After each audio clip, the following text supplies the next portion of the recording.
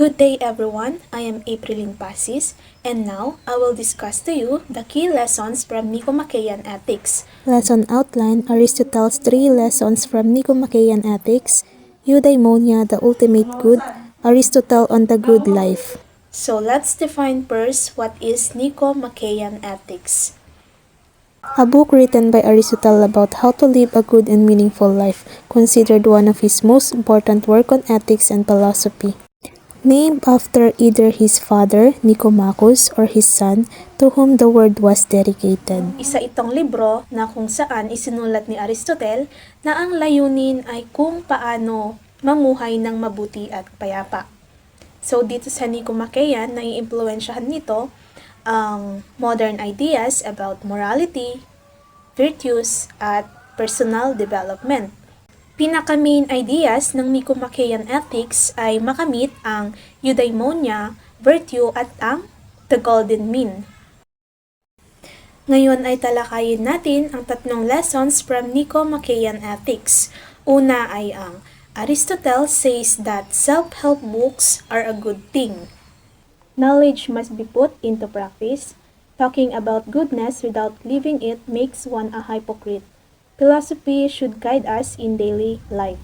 So dito, yung true goodness or virtue is not merely an idea or a set of words. Ito ay dinidemonstrate to consistent actions and behavior. They will act in a certain way but fails to do so, essentially being a hypocrite or liar. Ito ay nakatuon sa personal na pag-unlad, virtue at isang kasiyasiyang buhay ng isang tao. Number 2, one can learn to be good. Goodness is not innate but can be learned, requires effort, disciplines, and practice. Mistakes are not excuses. You can always improve. Ayon kay Aristotle, ang pagiging mabuti ay isang proseso ng paglinang ng intellectual at moral virtue at pagkakaroon ng balansing kilos, and because developing moral character is unachievable but effortful. So process siya na kung saan yung personal responsibility is key at yung ignorance is not a valid excuse, as one can always learn and improve their behavior. So, hina-highlight dito na becoming a good person is a personal journey, and no one else can achieve it for you. So, dito, nakabase yung no excuses for wrongdoings. Number 3, the golden mean. Virtue lies between two extremes, excess and deficiency. Example, courage, recklessness versus cowardice. The good life comes from balance and moderation.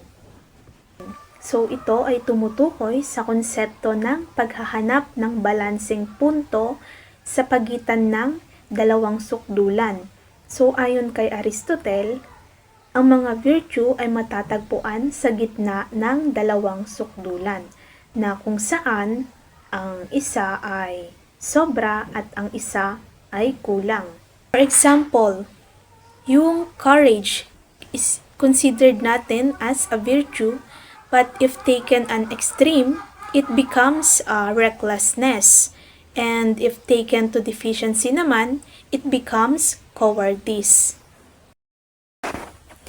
And now let's move to the next topic, eudaimonia, the ultimate good. A Greek word meaning human flourishing or living well. The highest goal in life according to Aristotle.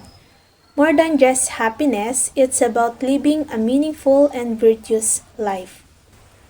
Ito naman ay tumutukoy sa pinakamataas na antas ng kaligayahan at kaganapan sa buhay. Hindi ito nakasalalay lang sa mga panlabas na bagay tulad ng kayamanan o katanyagan. Defined din siya as flourishing, not just feeling good.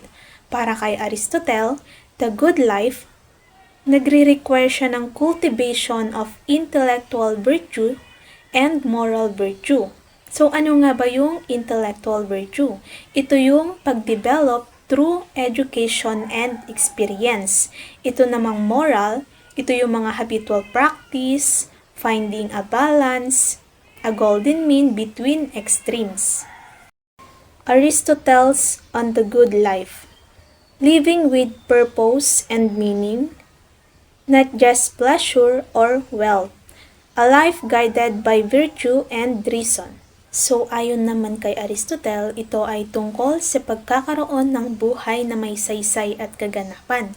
Sinasabi niya na ang tunay na kaligayahan at kabutihan ay nagmumula sa pagkakaroon ng mga virtue, pagkontrol sa sarili at pagkakaroon ng layunin.